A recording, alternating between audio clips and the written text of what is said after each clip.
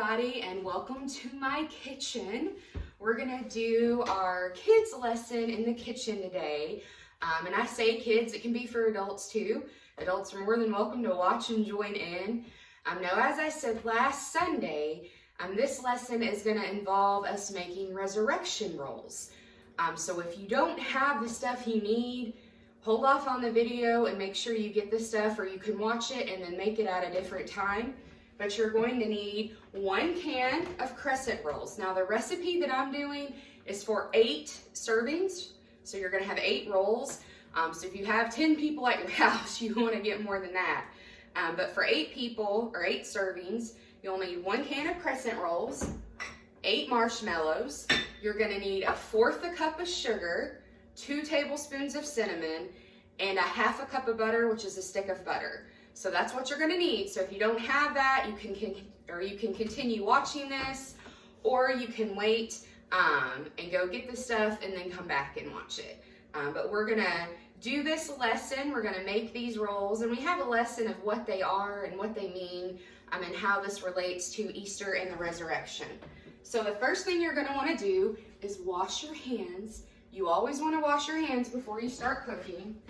You don't know what's on your hands, and it's just a healthy thing to do. So wash your hands really well, sing your 20-second song, say a prayer, do a dance, whatever you have to do, but wash your hands really well. And make sure you have an adult helping this. You're gonna have to put things in the oven.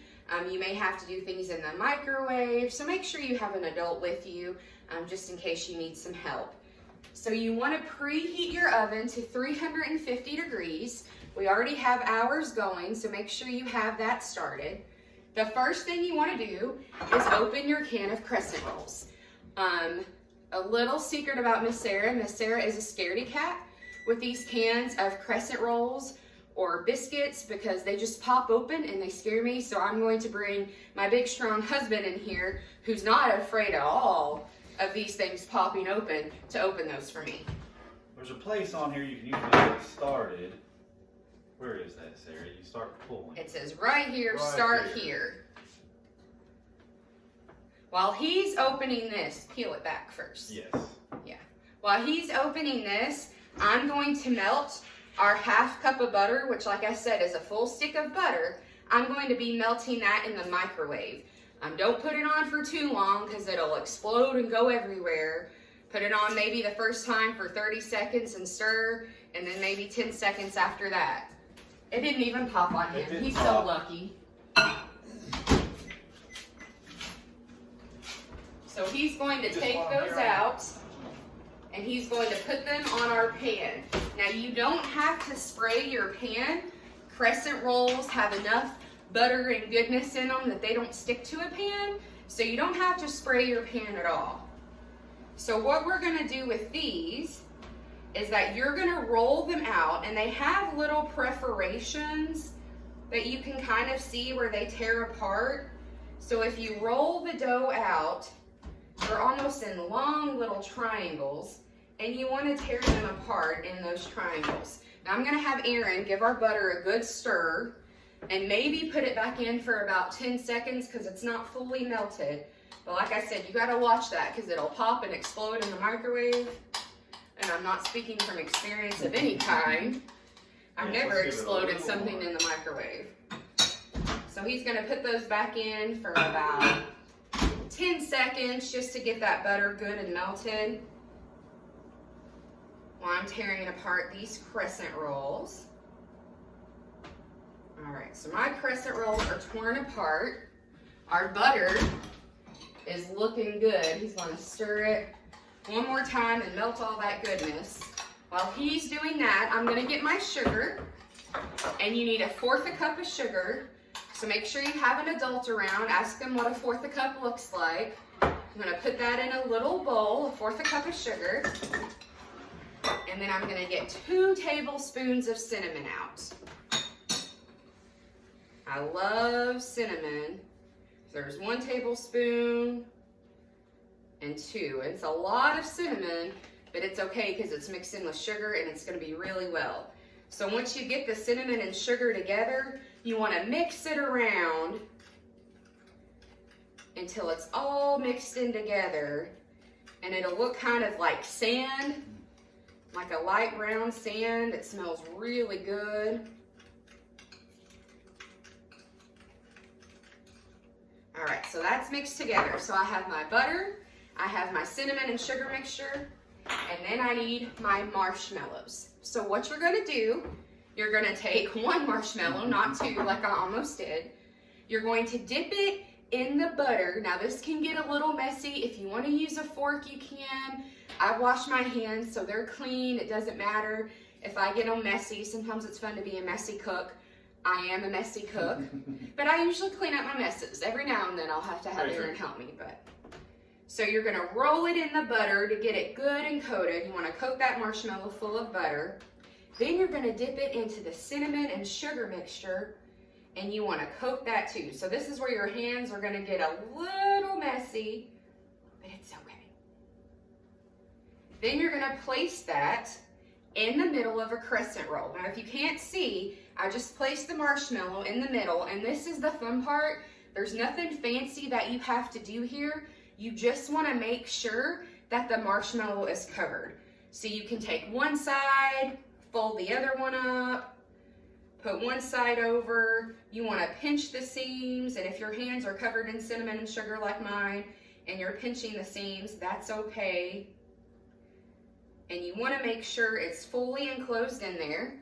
And there you go. So you're going to set that on your plate or on your pan.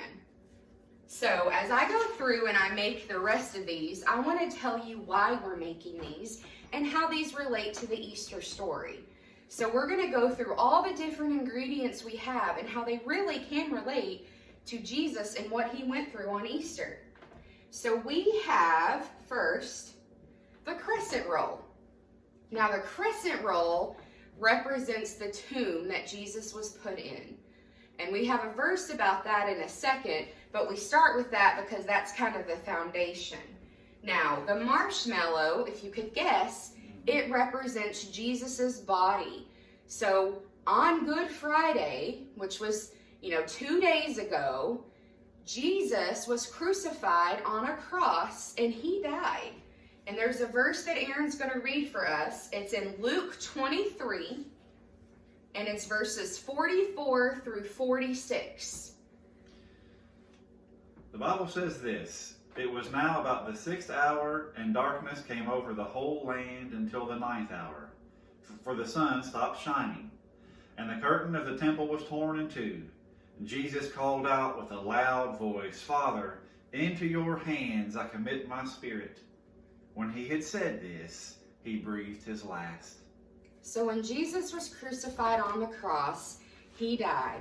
Now there was purpose in Jesus being crucified on a cross. It was really sad. It was an awful thing that Jesus had to go through. He went through a lot of pain, but he did that for us. Jesus died so that our sins could be forgiven, that we could be reunited with God. Sin had came into the world and had built basically this big wall between us and God. We couldn't have a one-on-one relationship with God because sin was in the way. So God sent his son, Jesus, to the earth to live as a man. He was fully man and fully God. He lived as a man here, and he eventually died, which is really sad, but his death did something to that big wall. It tore down that big wall, so we had us and God, and it built a bridge so that we could walk across that bridge and be with God. So while it was sad that Jesus died, his death had so much meaning in it that we could be reunited with God. So this marshmallow represents Jesus's dead body after he died on the cross on that Good Friday. So we do have purpose for the butter and the cinnamon and sugar too. These represent spices. So Aaron's going to read a verse. It's in Luke 23 again, and these verses are 55 through 56. The women who had come with Jesus from Galilee followed Joseph and saw the tomb and how his body was laid in it. Then they went home and prepared spices and perfumes. but they rested on the Sabbath in obedience to the commandment.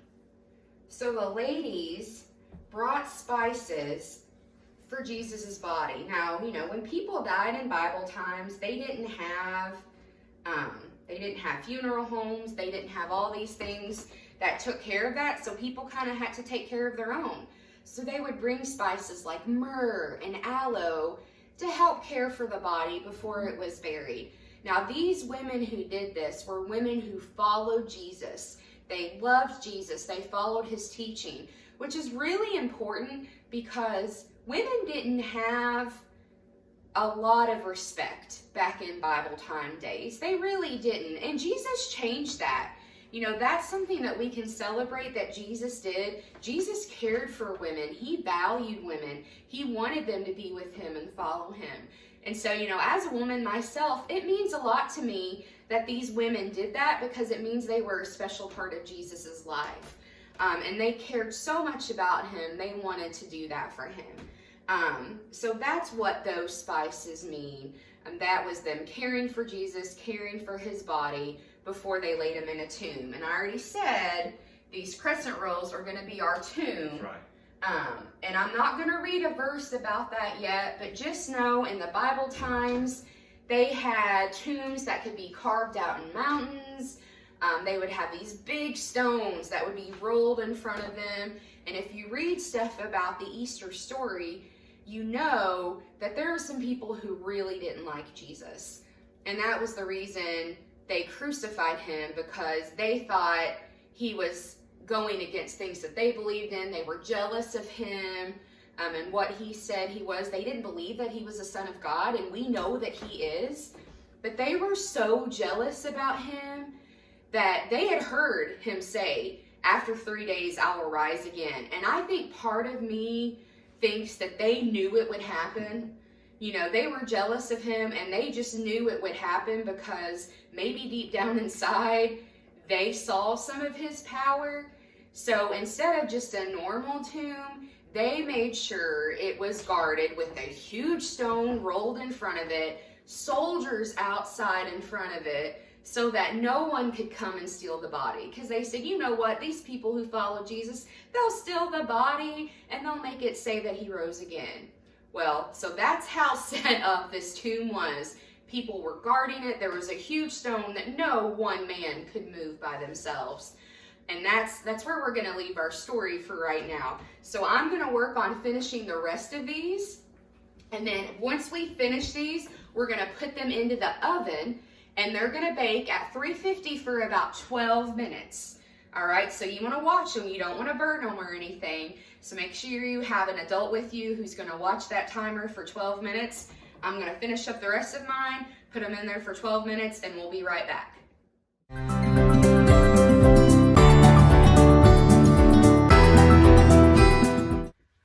All right, guys, well, it's been 12 minutes. We took our resurrection rolls out. Now you need to let them set for about a minute or two before you dig into them. Let them cool off a little bit and set up. Don't worry if there was some leakage around. Sometimes if you don't get the crescent roll pinched really tight, you might have a little stuff laid out, or it might deflate a little bit, but that's okay. They'll still taste good, and you'll still understand the meaning of the activity. We had, and you might as well too, you might have too, we had a little extra butter and a little extra cinnamon left over. So if you're watching this before you've already put them in, I just brushed the tops of ours with some butter and sprinkled some cinnamon and sugar on just to make it a little better.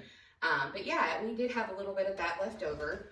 Also in that 12 minutes, we cleaned up our kitchen. So help your parents, your guardian, whoever with you, help them clean up the kitchen in that 12 minutes. It's plenty of time to clean up the little things that we use so you don't leave it dirty. But we're going to read a verse first, and then we're going to talk about the resurrection rolls. So Aaron's going to read a verse from Luke 24, and these are verses 2 through 6. They found the stone rolled away from the tomb, but when they entered, they did not find the body of the Lord Jesus. While they were wondering about this, suddenly 2 men in clothes that gleamed like lightning stood beside them. In their fright, the women bowed down with their faces to the ground, but the men said to them, "Why do you look for the living among the dead? He is not here, He has risen. I'm taking my apron off. I cook in an apron because I'm a messy cook. I'm going to go on and take this off. But Aaron just read you verses of things that actually happened. So those same women who helped with preparing the body, they went back to the tomb because they were going to leave some stuff at the tomb, check on things. When they got there, that massive stone was rolled away. Not something a man or two could do. Right. That massive stone was rolled away. They went in the tomb and nothing was there. So of course they were afraid. They were like, what happened? Oh, someone's taken the body. Why have they done this? And in some versions, it says there was an angel at first. They thought it was a gardener or someone. The angel told them, why are you looking for the dead? You know, why are you looking? He's not here. God has risen. Christ has risen. You know, they were like, don't spend your time here mourning. Right. He's not dead anymore. He's alive. He has risen. Now, it may have taken a second for that to register for them. You know, they knew that Jesus had said, you know, I will die in 3 days, raise again. But they didn't know right off, but they had seen the angel. And the thing I appreciate about the ladies, I really think for the most part they believed, because they ran straight to the disciples and said, our Lord isn't there. He has risen. And in one of the versions, Jesus actually appeared to one of the ladies. So she was able to see him, which once again, I'm going back to my love of Jesus and him showing, you know, that women, he loved women just as much as he loved men. The first person he appeared to was a woman. And I think that had significance in it. You know, Jesus was showing the importance of all people and how he loved everyone. But yeah, those women believed. They went back and said what the angel had told them, that, you know, he's not here, he is risen. So I want you to take your resurrection rolls, and I'm going to show you a little close-up. These are what ours look like. So Aaron and I are going to get one, and I want you to take one and open it up. And if you notice, there's no marshmallow there. It's empty. Now remember, the marshmallow represented Jesus's body. So Jesus rose from the dead. His body was not in that tomb. You know, you could go to tombs from 2,000 years ago and find bones and things of other people who had died. You're not going to find that with Jesus. Jesus rose from the dead. His body's not in that tomb, just like our marshmallow is gone from our tomb. And that's what we can celebrate Easter for. You know, Jesus went through a lot of pain for us, and he had to die.